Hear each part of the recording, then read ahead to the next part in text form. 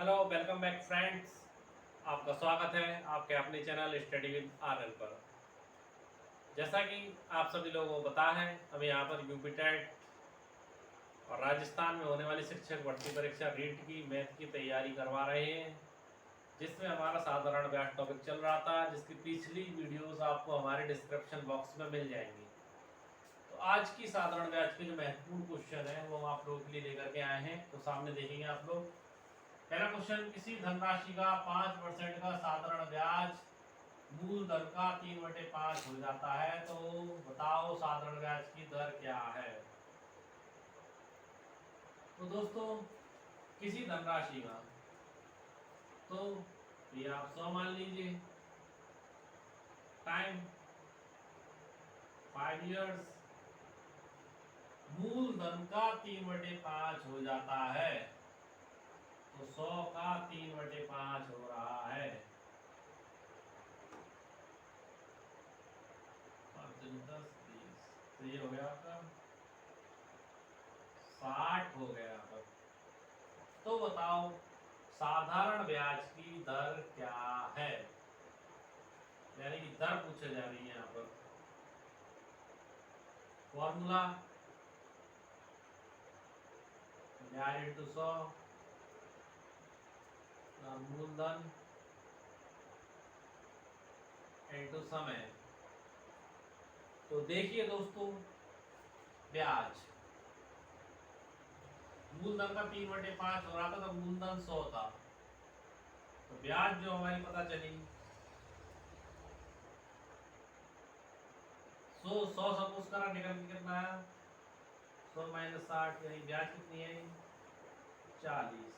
40 into 100, ठीक है साहब। तो पहले सबसे पहले हमने दर का फॉर्मूला सेट करा। दर का फॉर्मूला हमने लगाया ब्याज इंटू 100,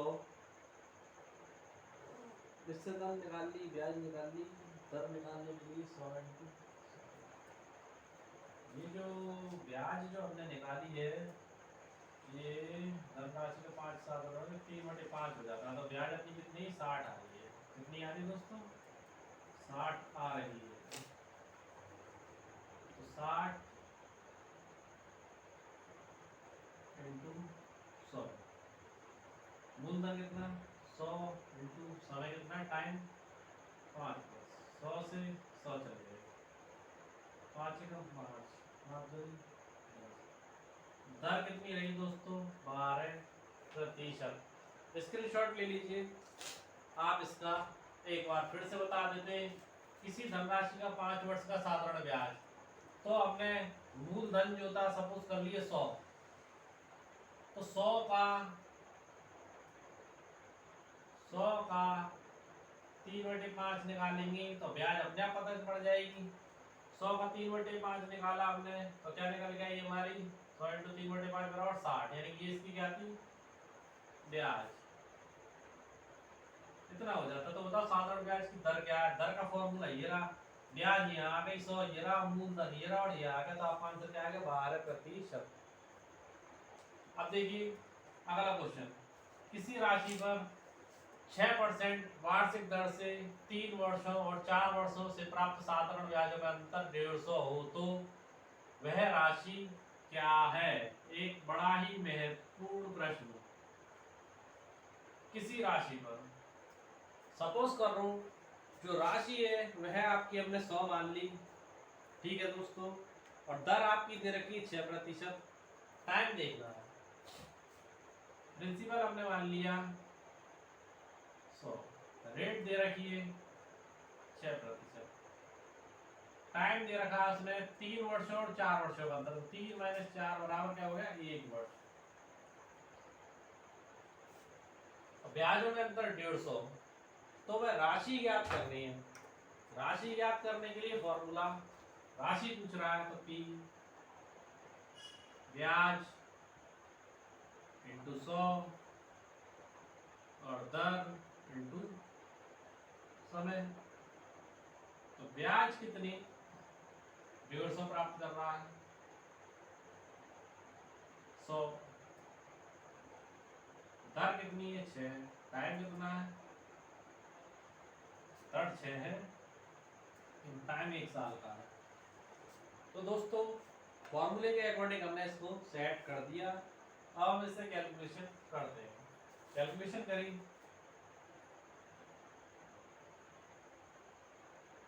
3 2 जा सबसे कम से 3 4 जा 12, या फिर डायरेक्ट काट सकते हैं हम इसको, और छोटे पहाड़े से करेंगे तो 2 3 जा 6, 2 7 जा 14 और 2 5 जा 10, 3 से एक बार गया, 2 बार गया, 3 2 6, 3 5 जा 15, तो टोटली आपका आ गया 2500। राशि है क्या है, राशि। बार देख लीजिए इसको एक बार। 100 माना हमने मूलधन, दर दे रखी है 6%, टाइम दे रखा था 3 वर्ष और 4 वर्ष, 3 वर्ष और 4 वर्ष यानी कि 1 वर्ष निकल गया। प्राप्त साधारण ब्याजों में अंतर क्या है, ब्याजों में अंतर 150, तो ब्याज ही तो है ये। तो फॉर्मूला लगाया, क्या ज्ञात करवा रहा था, राशि P बराबर ब्याज इंटू 100 बराबर दर इंटू समय। तो यहाँ हमने ब्याज का निकल गया 150, 150 इंटू 100, दर कितनी 6 इंटू 1, कैलकुलेशन करी 2500, इसका आंसर आ गया। ठीक है दोस्तों, आप इनका स्क्रीनशॉट लीजिए जब तक हम आपके लिए नेक्स्ट क्वेश्चन ब्लैक बोर्ड पर राइट डाउन करते हैं।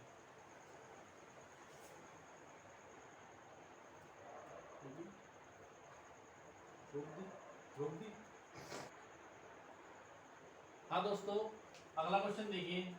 कोई राशि 5 वर्ष के लिए उधार दी जाती है, यदि साधारण ब्याज की दर 3% अधिक होती तो 105 रुपए अधिक प्राप्त होते, तो वह मूल राशि क्या है। तो दोस्तों कोई राशि पूछ रहा है, तो P बराबर हमने मान ली 100, टाइम कितना दे रखा है 5 ईयर,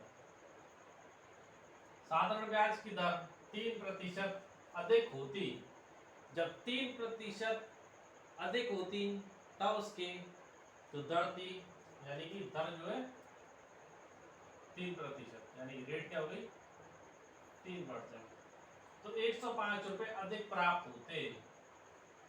अब कितने प्राप्त हुए 100, और 3% अधिक होती तो 105 रुपए अधिक प्राप्त होते, तो कितने आते आपको बताएंगे जरा। तो टोटली आपको प्राप्त होते 205 रुपए। कितने प्राप्त होते 205 रुपए। अब अगर हम ब्याज निकाल लें तो 205 प्राप्त होते, मूलधन 100, कितने ज्यादा प्राप्त होते, यानी वही की वही बात घूम के 105 पर आकर अटक जाती है, यानी कि 105 प्राप्त होते हैं। तो देखिए सबसे पहले हम इसमें निकालते हैं दर।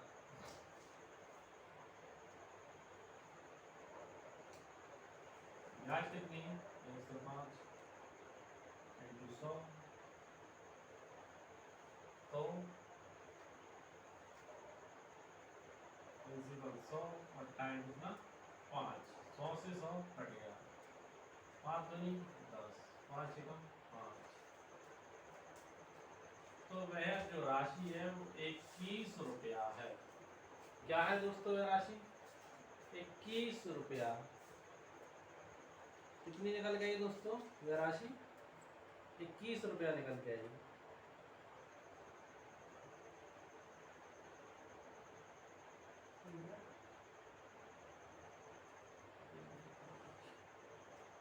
पर दोस्तों यहाँ हमें मूल राशि याद करनी है। क्या याद करनी है, मूल राशि। हमने यहाँ पर दर याद कर दी है, तो दोस्तों मूल राशि यानी कि हमें प्रिंसिपल याद करना है। क्या याद करना है, प्रिंसिपल।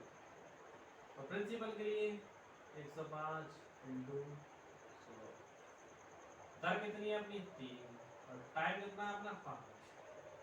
अब देखिए 5 दूनी 10, ठीक, 3 3 जा 9, 3 5 जा 15, बचा कितना 35 इंटू 20। दोस्तों यहाँ पर ऐसे प्रश्नों में इंपॉर्टेंट पढ़ के देखना चाहिए कि हमें क्या ज्ञात करना। मूल राशि ज्ञात करनी है और हमें क्या ज्ञात कर दी थी दर। तो मूल राशि का फॉर्मूला आपने यहाँ सेट कर दिया। आप देखिए 5 दूनी 10, 0 की 0, 1 3 56 और 7 और 0 की 0, यानी मूल राशि क्या हुई आपकी 700 रुपए।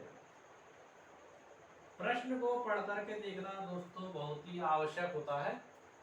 दोस्तों इस प्रश्न का स्क्रीनशॉट ले लीजिए जब तक आपको अगला प्रश्न सॉल्व करवाते हैं। एक व्यक्ति ने बैंक से कुछ रुपए यानी कि सपोज करके चलो 100 रुपए 15% वार्षिक दर से, रेट क्या रही 15% की दर से उधार लिए और 3 साल बाद वह, टाइम कितना है दोस्तों 3 ईयर, 3 साल बाद में 1750 रुपए वापिस करता है तो कितना रुपया उधार लिया गया था। तो दोस्तों 3 साल बाद में 7250 रुपए वापिस कर रहा है। तो दोस्तों यहाँ पर हम निकाल सकते हैं ब्याज,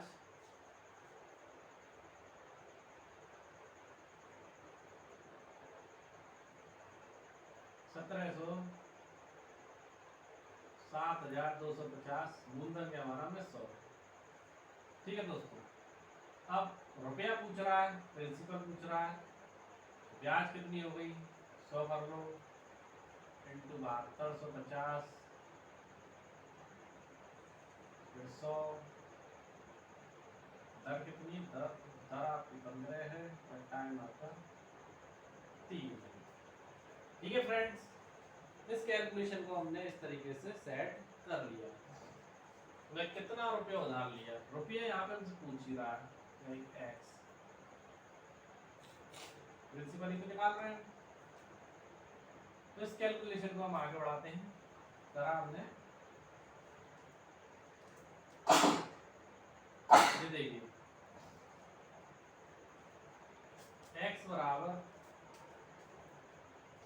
20 इंटू 7250 माइनस 100, 3 3 का 9,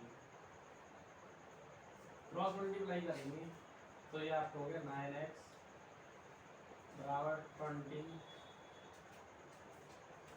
7250 इंटू 100, 9x बराबर 20 7250 माइनस 100,